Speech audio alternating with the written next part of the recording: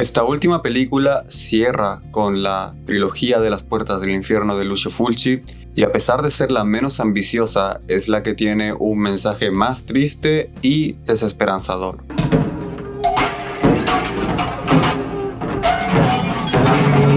La casa de al lado del cementerio se enfoca en el tropo de las mansiones embrujadas, donde hay fantasmas y un asesino en el ático, donde una familia se muda a esta mansión, lugar en el que décadas atrás el malvado Dr. Frankenstein, un cirujano victoriano quien se obsesionó por la inmortalidad, realizó una serie de asesinatos y experimentos, siendo sus principales víctimas niños. Y aquí ya hay un macabro recurso, porque cada vez que este personaje, el Dr. Frankenstein, se aparece y mata, suenan sollozos de niños, llantos de niños a su alrededor.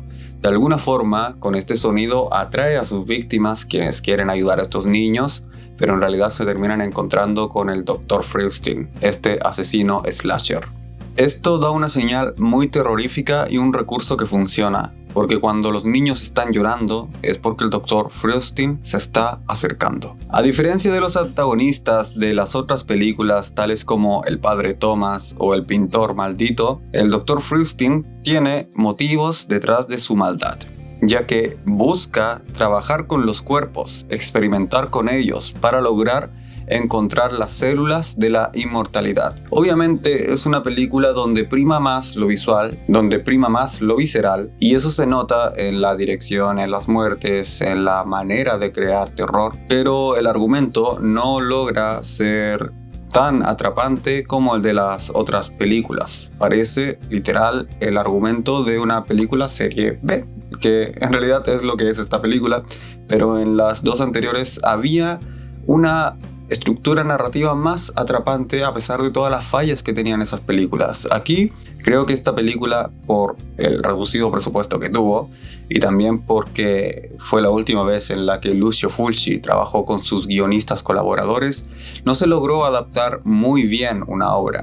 Creo que tiene algunas referencias a la narrativa de Lovecraft. Recordemos que Lovecraft, antes de empezar a trabajar con este horror cósmico, también hacía terror victoriano, de típicos asesinos que estaban en castillos y acechaban a la familia que se iba a vivir ahí. Pero aquí no se logra aprovechar tanto eso. Se siente como una película que estaba destinada a estrenarse en la década de los 50 o 40 y termina estrenándose en la década de los 80.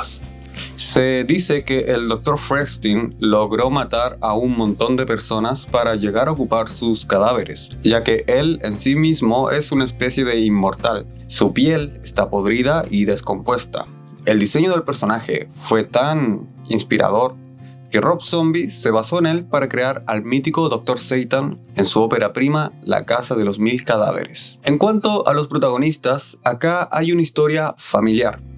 Catriona MacColl, quien ya venía protagonizando las cintas anteriores, tiene un protagonismo más leve, más compartido en el escenario, con su esposo y con su hijo. Aquí su personaje se estanca como la madre condenada, donde en realidad tienen más relevancia su esposo, quien es el padre, que se llama Norman, y su hijo Bob, y esto ocurre porque ambos hacen avanzar la trama de distintas formas. El personaje de Catriona MacColl aquí termina siendo una víctima más en realidad, ya que no le cree a su hijo cuando éste le advierte que no debe mudarse y termina cediendo ante las garras del Dr. Frankenstein. Por su parte, Norman investiga los asesinatos que ocurrieron en la mansión a través de documentos escritos y diarios de otras víctimas, mientras que Bob recibe advertencias de una niña fantasma, quien le entrega a través de visiones sangrientas advertencias para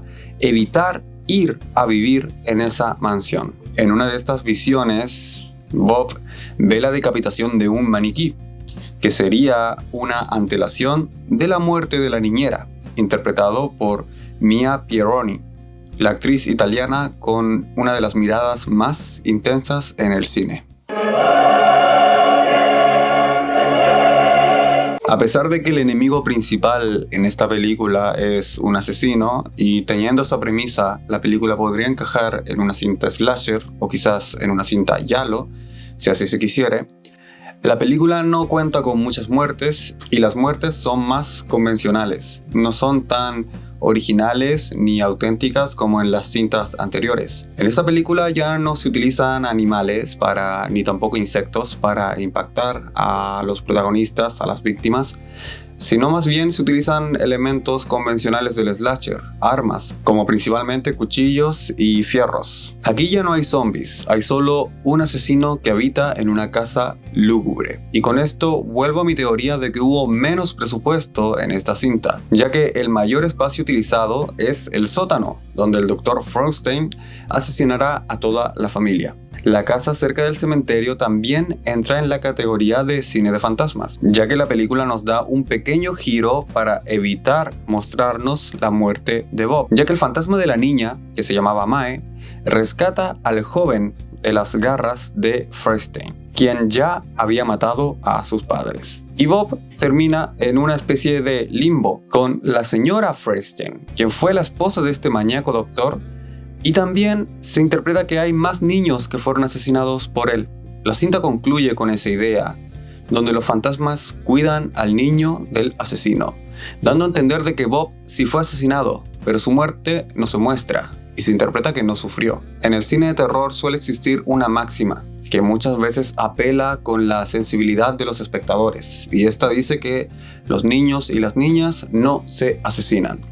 Hay películas que rompen esta regla, hay muchas películas como La Mancha Voraz de la década de los 80 y también estas películas de Lucio Fulci. Recordemos que en The Beyond hay una niña pelirroja que es asesinada con un disparo en la cabeza. En ese sentido, Lucio Fulci decidió no mostrar cómo asesinan a Bob para dar un mensaje quizás aún más deprimente y aterrador. En un mundo donde hay asesinos de niños, terminan siendo los fantasmas de las víctimas quienes cuidarán y acogerán a esos niños asesinados en el limbo que presenta esta película.